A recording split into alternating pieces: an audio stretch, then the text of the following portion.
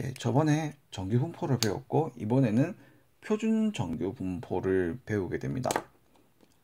표준 정규 분포가 사실 정규 분포보다 조금 더 중요하다고 생각이 들어요, 개인적으로. 표준 정규 분포는 뭐냐면 정규 분포랑 다 똑같은데 말은 성질도 다 비슷하거든요. 그런데 앞에 표준이라고 하는 말이 붙어요. 표준이라는 말이 붙는데 이러면 또 이제 좀 중하위권 학생들은 이런 생각이 들어요. 표준이란 말이 나오면 복잡한데 어려운데. 근데 그 표준이요, 그 복잡하고 어려운 것을 간단하게 만들어주는 과정이에요. 그러니까 오히려 나중에는 표준이라고 하는 게 안 나오면 더 난감해지는 그런 경우가 생길 거예요. 그래서 표준이라고 하면은 어려운 것보다는 더 편리하게 하려는 거구나 라고 생각을 해주시면 돼요. 일반적으로 우리가 아까 전에 저번 시간에 배웠던 게 뭐냐면 정규분포 곡선을 배웠는데요. 정규분포 곡선을 배웠는데 이때 이게 m이고 그 다음에 뭐 형태는 시그마로 결정이 난다고 했어요. 그죠?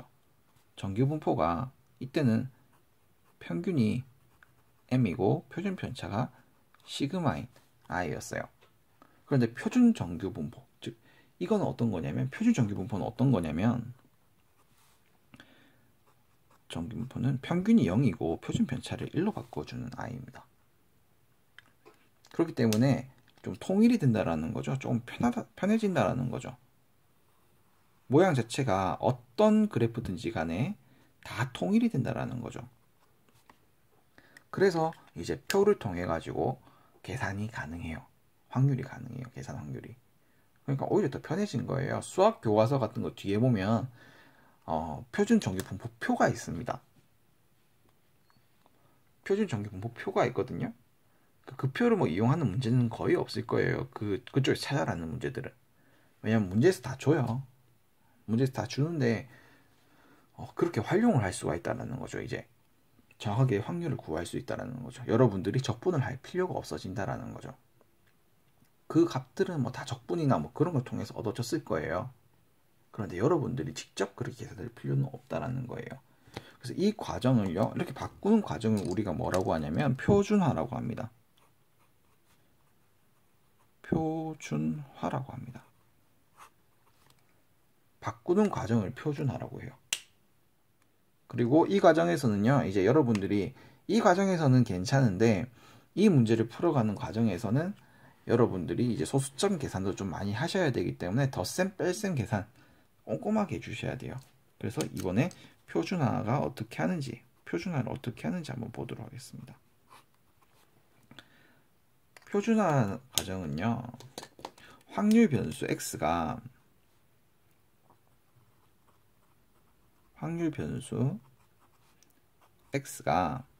정규분포 n 그 다음에 m 시그마 제곱을 따를 때요.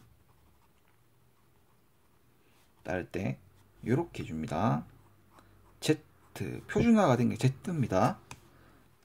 z는 시그마 분의 x 마이너스 평균 만들어 주는 거예요.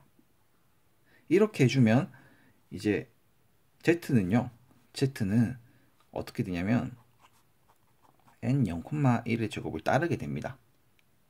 그러니까 요 과정 하는 거 있죠. 요 과정 자체가 지금 표준한 거야. 그리고 여러분들이 또 이제 문제 풀 때 자주 보는 형태가 뭐냐면 p a x b가 있는데 얘를 만약에 표준화한다. x를 표준화하면요, x가 z로 바뀌어요. 그래서 p 어떻게 바뀌냐면 표준화가 돼야 되니까 시그마 분의 a 마이너스 평균, 그 다음에 표준 x가 z로 바뀌고요. x가 아닙니다. 그 다음에 시그마 분의 b 빼기 m이 되게 돼요. 요게 표준화를 했는데도 x가 나와버리면 또 틀리는 거예요. 소수령을 쓸 때. 표준화가 됐기 때문에 z가 나와야 돼요.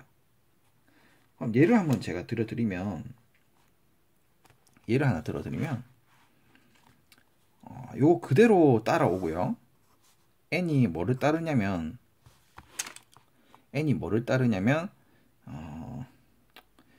15, 그 다음에 뭐 4의 제곱을 따른다고 해요. 그런 다음에 문제에서는 어떻게 나오냐면 p 11, 그 다음에 x 19라고 잡을게요. 그러면 이제 여러분들이 이거 어떻게 하시면 되냐면 p, 그죠? 그 다음에 11 빼기 15를 4로 나눠주면 되고, 그럼 이제 z로 바꿔주면 되고, 19 빼기 15를 4로 나눠주면 되는 거죠. 그러면 p 얘 계산하면은 마이너스 1이 되고요. z는 그럼 이렇게 되게 되는 거죠. 이렇게 되는 겁니다. 그러면 얘는 만약에 이제 표준 정규분포 곡선을 그리면, 그냥 정규분포 곡선을 그리면 이렇게 되는 거죠. 여기가 0이고요. 여기가 마이너스 1이고 대칭이니까 이렇게 되는 거죠. 그리고 이제 문제에서 보면 뭐 0에서부터 뭐 1까지는 얼마 다른 얘기를 줘요. 표를 줘요. 그럼 이거 같은 경우는 요거를 곱하기 2배 해주면 답이 되게 됩니다. 문제에서 주게 돼 있어요. 이렇게 하는 게 표준화 과정이에요. 표준화 과정이기 때문에 요거를 진짜 까먹으면 안 돼요. 가끔 학생들 같은 경우에는 n-x를 하는 학생도 있고요. 그런데 절대로 여러분들 이거는 헷갈리시면 안 돼요. 절대로 헷갈리시면 안 돼요. 절대로 헷갈리면 안 돼요. 표준화 과정이 된 다음부터는 무조건 z가 나와야 되고요. 그래야 돼요. 좀 어렵다기보다는 많이 헷갈릴 수가 있어요. 많이 헷갈릴 수가 있기 때문에 정말 좀 주의하셔야 돼요. 예를 들어 또 어떻게 더 헷갈리냐면, 지금 이제 제가 헷갈리는 거 포인트를 한번 더 찝어 드릴게요. 정규분포 n, 그 다음에 m 시그마 제곱 요 모양이랑 b 이 양분포죠, 그죠? np 요거 많이 헷갈리고요. 그 다음에 2번 x랑요 표준화가 된 다음부터는 요걸로 처리해 줘야 되거든요. 표준화 된 뒤부터는 z로 처리해 줘야 되는데 이걸 이제 헷갈려 버려요, 학생들이. 요거 좀 주의하셔야 됩니다. 주의. 그 다음에 이제 또 계산하는 과정에 있어 가지고 뭐 이렇게 구해야 되는 게 있어요. 보통 표준 정규 분포표는 z가 양수일 때만 표가 주어지거든요. 그래서 예를 들어 가지고 p-1 z0이다. 그럼 얘랑은 똑같은 게 뭐냐면 p 0에서부터 z가 1 사이다까지가 같은 거예요. 그 다음 한 번 더 p-1.5에서부터 z가 있고 마이너스 1까지라고 해요. 그럼 얘는요 p 1에서부터 z 1.5까지가 같은 거예요. 그럼 선생님 이거 어떻게 계산해요? 표에서는? 그러니까 표를 보면요 이렇게만 0에서부터 얼마까지만 나와 있는데 얘는 어떻게 계산해요? 라고 물으면 얘는 이렇게 계산해야 되는 거죠. p 0에서부터 z 1.5 빼기 p 0에서부터 z 1까지 계산이라는 거죠. 이게 무슨 말인지 모르겠다 이러면 여러분들이 한번 그려보시면 문제 풀 때 그려보는 게 굉장히 중요하거든요. 예를 들어 여기가 1까지다.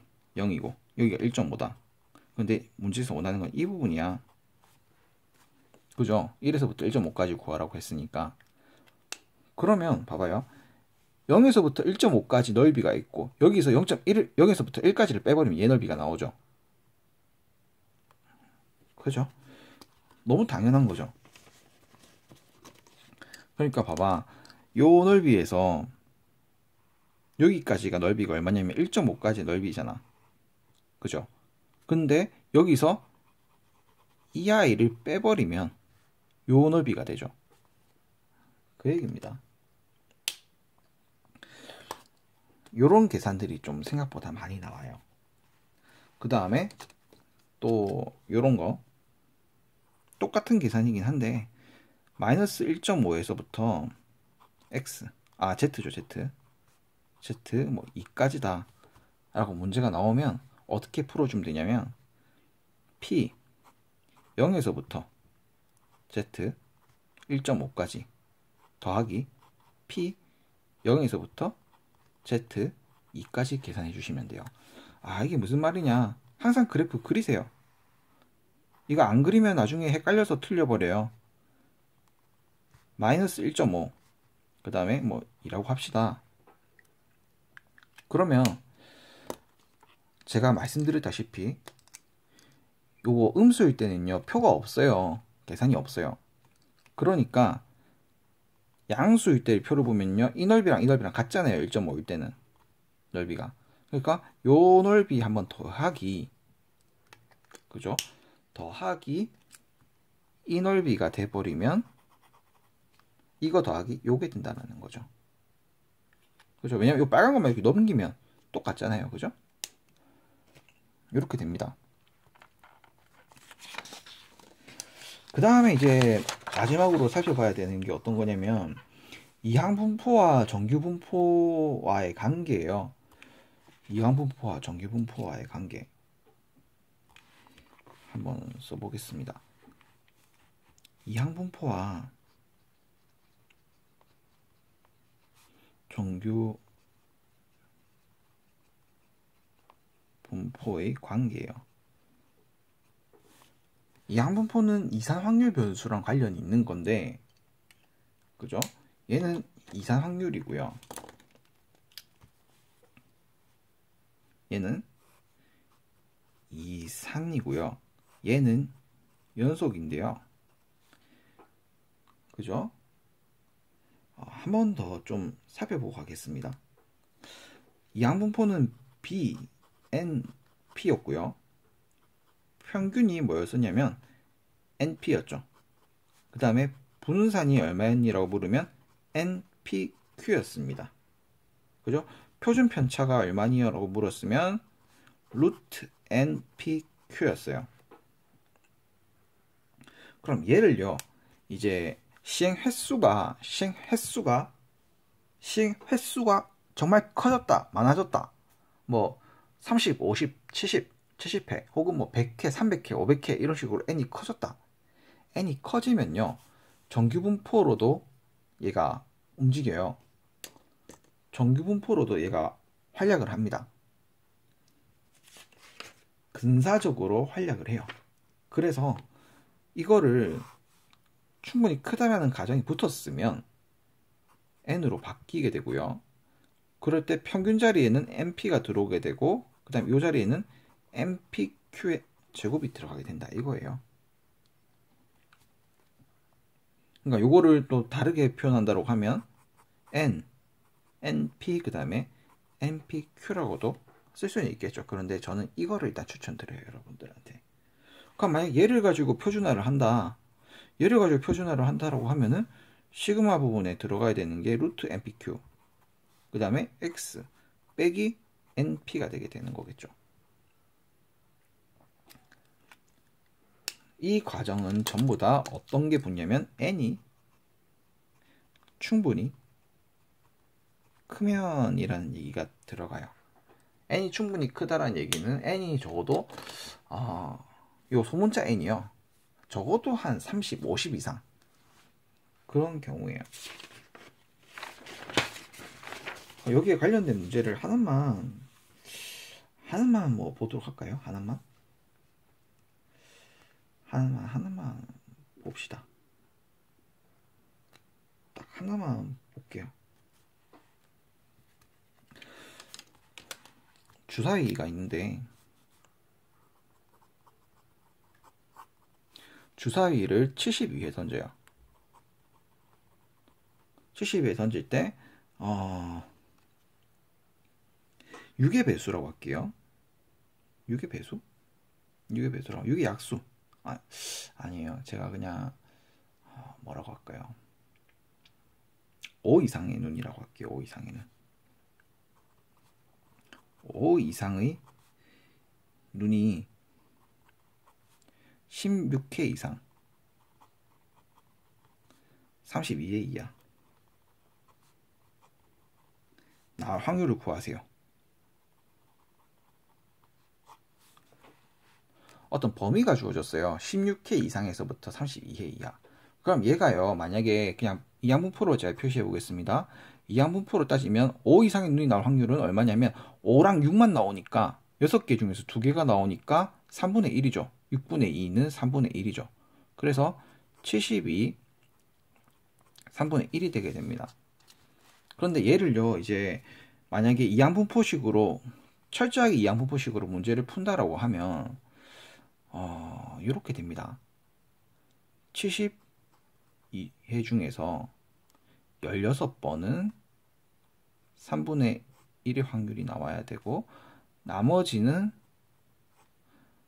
72 빼기 16 이렇게 나와야 되고 이거 확률 더하기 72C 17 그 다음에 3분의 1 17 그 다음에 3분의 2에 72 빼기 17 이런 식으로 해서 쭉쭉쭉 더한 다음에 72C 32 31에 32 그 다음에 3분의 2에 72 빼기 32 이런 식으로 풀어야 돼요.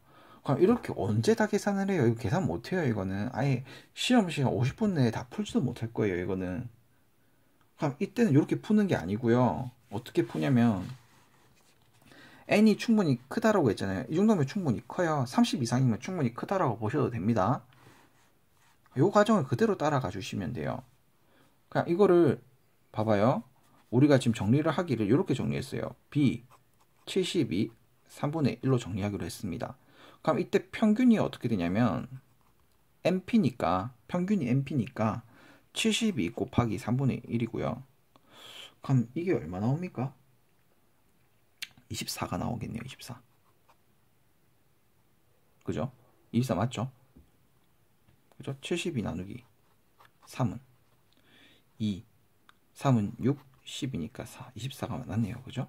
24 나오고 분산이 얼마 나오니? 라고 물으면 24 곱하기 그죠? NPQ니까 Q니까 6건이죠. 그죠? 그러니까 이렇게 되니까 38, 3 이거 나누면 8이고 16이 나오게 돼요. 그럼 표준 편차는 얼마가 나오니? 라고 물으면 4가 되게 되겠죠. 그럼 이거를 기준으로 해가지고 정규분포를 만들면 얼마가 되냐면 24 그 다음에 4의 제곱이 되게 됩니다. 그죠? 그럼 이제 문제에서 뭐라고 물었었냐면 확률 16회 이상 그 다음에 32회를 이하를 물었기 때문에 표준화 과정을 거쳐주면 16 빼기 24 그 다음에 여기에 4 그 다음에 x 그 다음에 32 빼기 24 이렇게 되게 되죠. 그러면 p 얘는 마이너스 2가 되게 되고 이거 z죠. 그죠? 헷갈리면 안 됩니다. 이거 저도 헷갈렸네요. 그죠? z 그 다음에 얘도 2가 되게 됩니다. 그럼 요건 이제 어떻게 해주면 2배의 p 이렇게만 계산해주면 계산이 끝나는 거죠. 그러니까 이제 정말 편해진다라는 거예요. 문제가 이렇게 나왔을 때 이렇게 계산해버리면 요거는 도저히 계산할 수가 없습니다. 우리가 어떻게 보면 정말 복잡해 보이는데 여러분들이 익숙해지기만 하면 이거는 복잡한 게 아니라 정말 편리한 거예요. 그럼 이걸로 이제 정규분포에 대한 내용을 모두 마치도록 하겠습니다.